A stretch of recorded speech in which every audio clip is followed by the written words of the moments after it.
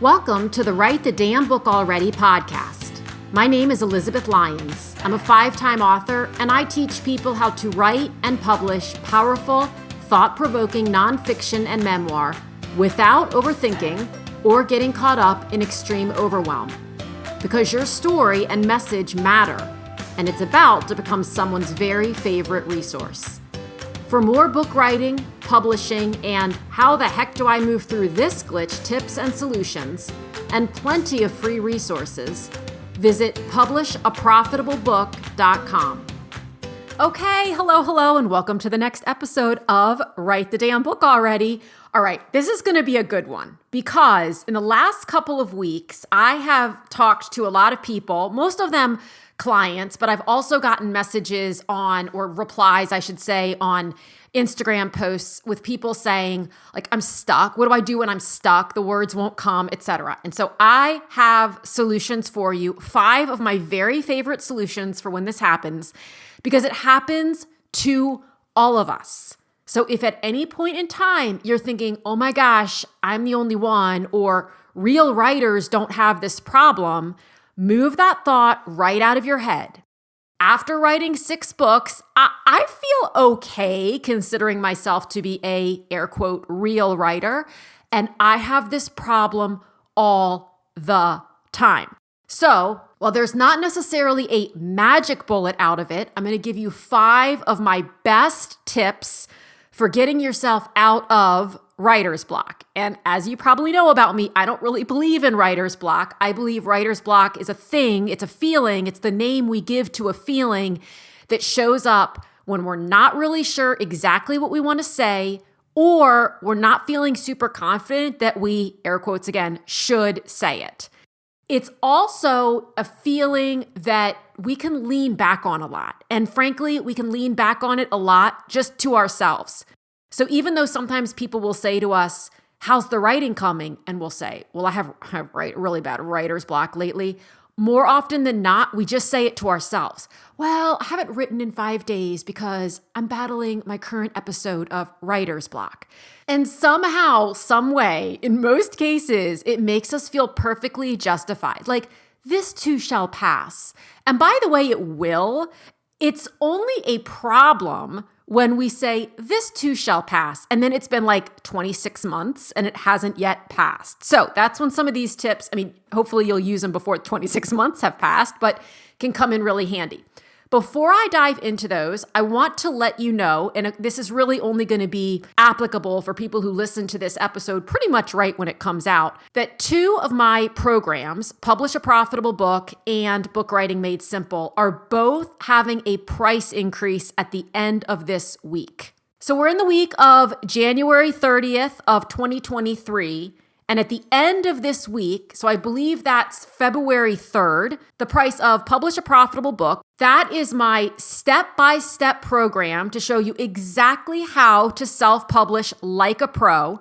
It's the exact process I've used over the last 18 years and of course continue to fine-tune, which you get all of those updates and upgrades as they show up, to publish my own books as well as all of my Finphilus Press authors' books.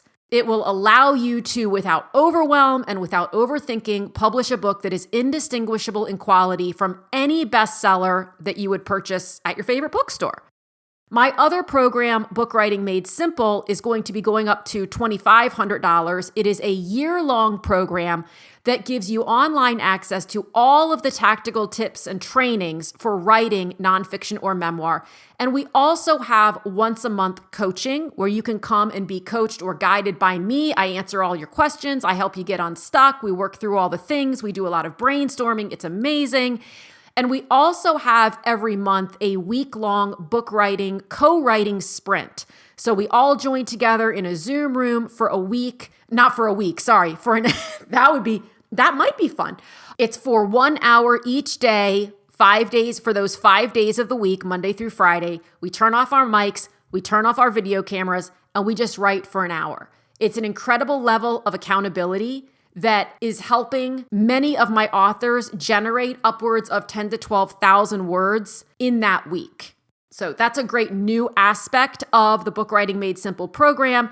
Both of those programs' prices are going up to what I just mentioned later in the week. So if you've been on the fence, if you've been considering either one, I encourage you to hop in. And if you've never heard of them before and you're thinking, that sounds interesting, you can find out all about them in the show notes or over at publishaprofitable.com/work-with-Elizabeth. There is a work with me button right front and center on the homepage of publishaprofitable.com that will take you right there.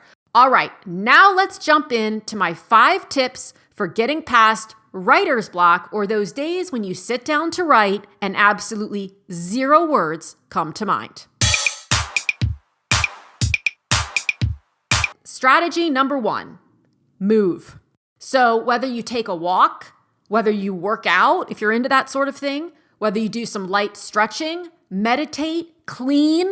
I realize meditating isn't technically moving, but the bottom line is get out of your head. It's been shown that your head can't think, not your head, your brain can't think this is why I'm not a scientist, can't think 2 thoughts at the same time.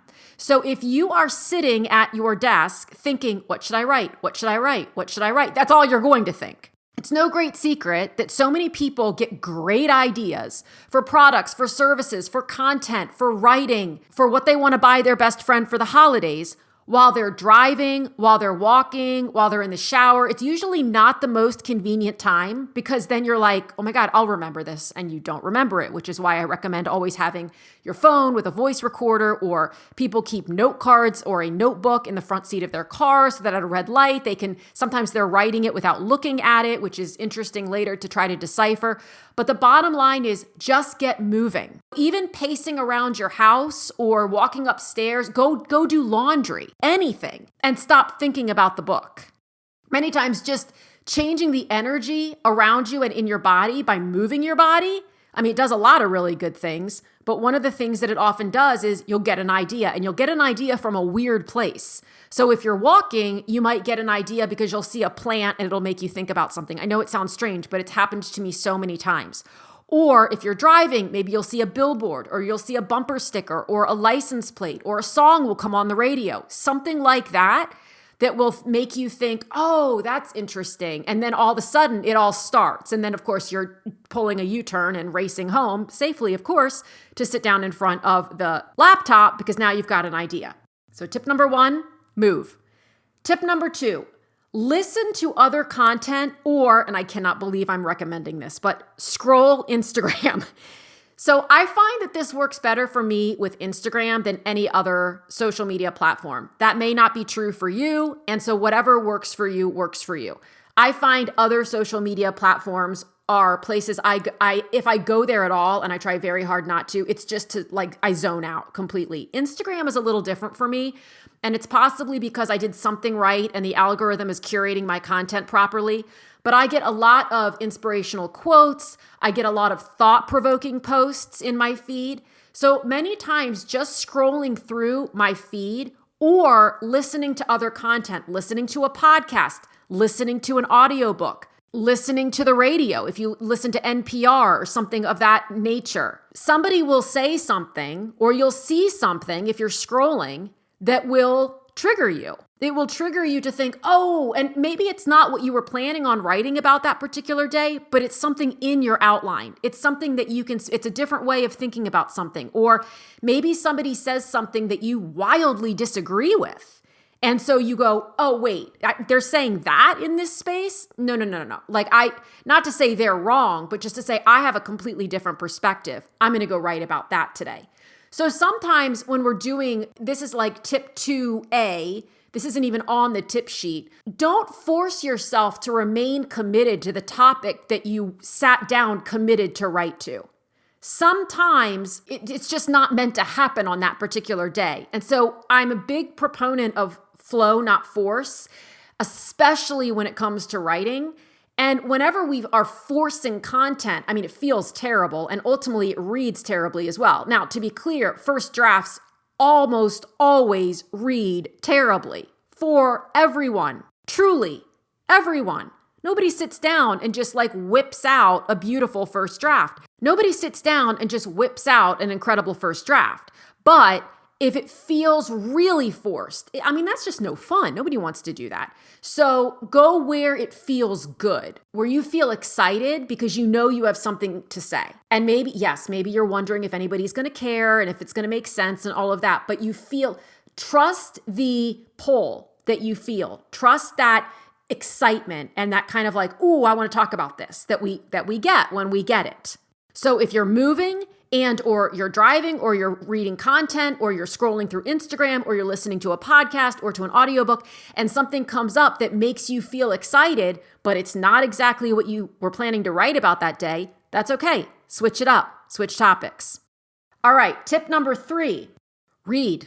I cannot tell you the number of I read almost every single morning. I read all different things. Nonfiction, fiction, poetry, like you name it. I'm not reading manga yet, and I don't really read a lot of historical fiction, but beyond that, I'll read just about anything. It doesn't matter the genre I'm reading. I swear I get a content idea every time. It might be for a post, it might be for an email, it might be for a reel or for going live or for, I don't know. But sometimes it's something to add into a course I've already got. Every single time. Maybe it's the way somebody says something or the way somebody does something. Or I don't even know. So if you're an avid reader or if you like to read at all, pick up a book. If you're writing nonfiction, pick up a book that's maybe slightly similar to what you're writing. Another author who speaks on the same topic, if you have one of those books at home, or download one off Kindle or go to the library or something. And it's never about, I shouldn't even have to say this, it's never about copying anything. There are a million reasons why we shouldn't do that. That author's already put their mark into the world. We need you to put yours in. So it's not about needing to conform to what anybody else thinks. But sometimes just seeing how another author has structured their content, how they're saying what they're saying, or again, getting to a point where you can say, I don't really agree with that. Or maybe it's not, I don't agree. Maybe it's, I think there's another way. I have an additional insight. I have an additional tip. I have an additional perspective that I want to give the reader that really is like piggybacking to what that person has already said, because that person doesn't have your experience and your insights. So maybe this isn't something that they could speak to, but it's something that you can. So sit down and read 15, 20 minutes. You might be surprised by what comes out of that. Tip number 4. This is not mine. This actually came to me initially from a client of mine, Alexandra Hill, who is an empty nest coach for moms. She said on a call recently that she tries not to end her writing, like end the chapter, and then she's done writing for the day, because then it feels finished. And it's kind of like, where do I start next? So she tries to get into the meat of it and then leave a little tidbit. And I found it so interesting because when I was reading Linda Sievertson's book, Beautiful Writers, the other day, she has a clip in there, a quote from Martha Beck, who said the exact same thing, that if it feels finished, she's likely to, for 6 or 7 days, think, well, it's finished. There's nothing to get back to. But if she leaves the work half done, if she leaves her thoughts only half expressed, and she knows where she's going to go with it next, then she knows what she's going to sit down and write about next. So I sent that to Allie and I said, oh my gosh, you're just like Martha Beck. And of course, she had no idea that Martha Beck had said that or did that or anything. But that's a strategy that apparently at least 2 people use, and it can work really well if you know where you're going with something, leave off. It makes me think about sitcoms that should have ended a season before they did, but they eked out another season, and then it's kind of slow going through it.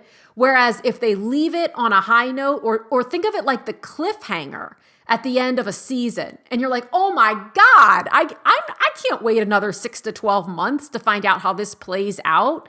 You come back 6 or 12 months later, not with your book, but with the sitcom, so excited, like, wow, what's going to happen? Or, maybe it's the pre-holiday thing where everything goes on hiatus for 6 weeks. And those 6 weeks are just borderline painful, because then I remember this year when that happened with Only Murders in the Building. And one of my sons and I were just a little bit nuts. Like every time we heard it's coming back, we were so excited because we needed to know.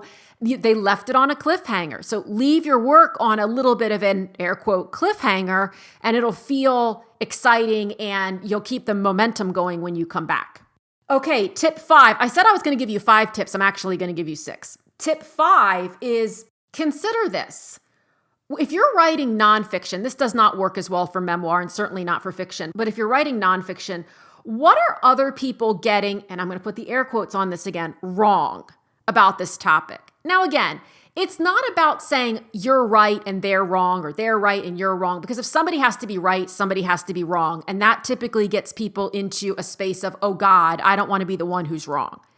But what are people missing? What are other experts or other people, if you don't want to consider yourself an expert, if that feels uncomfortable, what are other people who are writing about this exact same topic? What have they missed? What's an insight or a perspective or a thought or a tip that they haven't talked about? Or if they are talking about it, what's something that they're leaving out? Not on purpose necessarily, but because that's not part of their experience, but it's something you can speak to. What do you disagree with? You can even go that far if you're comfortable. What are other people saying in the space, whether it's nutrition or life skills or parenting teenagers? What are people saying that you should do or suggesting that you shouldn't do? And you disagree. You respectfully disagree. Give that some thought, perhaps while you're on your walk. And the final tip number 6, is probably my favorite one. I talked about this one last week in an Instagram reel, and it's having a mock interview. So take your topic at the uppermost level and pretend that you are being interviewed by, I don't know, pick somebody that you'd be so excited to be interviewed by. For me, in the Instagram reel, it was Jimmy Fallon. So pick somebody, maybe it's Ellen, maybe it's Oprah, maybe it's Jimmy, maybe it's Ryan Reynolds, maybe it's Drew Barrymore, maybe it's the Dalai Lama, I don't know. Pick somebody who you would be really excited to be interviewed by. And imagine, close your eyes and imagine what questions they would ask you about this topic. Just at the highest level, perhaps you're working on a specific aspect of your outline, a specific topic. What would they ask you about that? And how would you answer? And then what would they ask you from there? And how would you answer?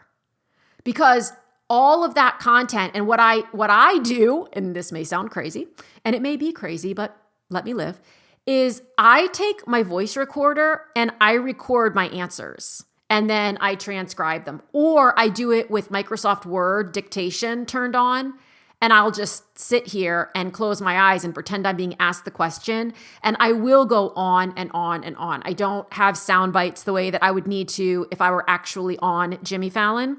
But you can take that later and hone it way down. The bottom line is you're probably going to get passionate about what you're saying, and that energy is going to come through in your words. And it's going to be a great launching off point for the rest of your writing on that particular topic. So if you just don't even know where to start when it comes to a topic, it's a great way to do it. If you feel semi-ridiculous, like interviewing yourself, get a friend to do it. So have a friend come over, turn on your voice recorder, turn on Microsoft Word with dictation on, and ask them to just say, I'm about to write a chapter on fill in the blank. What would you ask me about that? And let them ask you. And then you answer and let them ask you some follow-up questions, because especially if they are an ideal reader, if there's someone who would enjoy ultimately reading the book that you're writing, that's the best way to do it, because they're going to come up with questions. And I do this for my clients all the time. They will, especially my one-on-one clients, will message me and say, okay, Elizabeth, today I'm writing about whatever. I got enough. I don't know where to start. And I'll just ask them a question and they'll just go. And then they'll message me again. And sometimes they'll send me what they've written, or they'll give me a high-level briefing on what they've written. And then I'll ask another question and they'll say, man, I never even thought about that. I never realized that would even be a question. So another way to do it is when you come up with the answer to the question, consider how is your reader going to potentially try to wiggle out of what you've said. As an example, if your directive is, listen, you need to sit down and write for 15 minutes every single day. I know that my reader is going to go, I can't do that. What if you have a full-time job and you have 27 kids and you don't have any spare time between 6 a.m. and midnight? So I can address that in my writing. If you can start to think as your reader and think not only what questions would they have about this topic, but what would their objections be to my suggestions, I'd be surprised if a lot of material didn't come to you pretty quickly. And that's another reason why it is so incredibly important to know who your target reader is and who you're writing for and what kinds of questions they're going to have and what kinds of objections they're going to have. Don't forget that what you think is incredibly basic information that you assume everybody already knows, I promise it's not basic, and the vast majority of your readers don't know it. Either that or they need it repeated. Because if they had solved this problem, whatever this problem was, without getting some additional insight, they wouldn't pick up your book. They wouldn't have any questions. They wouldn't be talking about this topic at all. It would be a non-issue because it would be solved.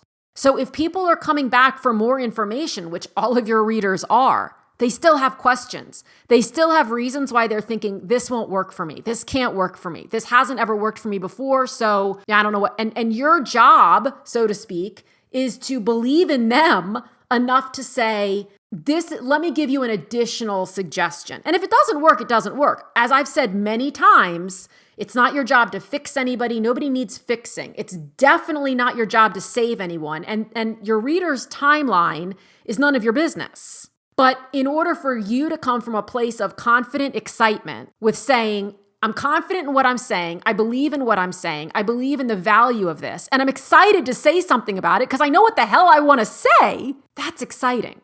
So let me know which of these tips seems exciting to you, and let me know when you use them, how well they work. And if you have any others that you'd like to add to the list, things that work for you, you can message me anytime. You can DM me over on Instagram. I'm Elizabeth Lyons author, or you can just email me, elizabeth@elizabethlyons.com. Again, would love to welcome you in to publish a profitable book or Book Writing Made Simple before the price increase at the end of this week. But no matter what, just keep writing so that you can say, I wrote the damn book already. We'll talk to you again soon. Thank you so much for tuning in. If you enjoyed this episode, this is your friendly reminder to follow or subscribe, leave a quick review, and share it with someone you know has a great story or message but isn't sure what to do next. Also, remember to check out publishaprofitablebook.com for book writing resources and tips, and to see all the ways we can work together to get your book out into the world. Again, thanks so much for listening, and I'll talk with you again soon.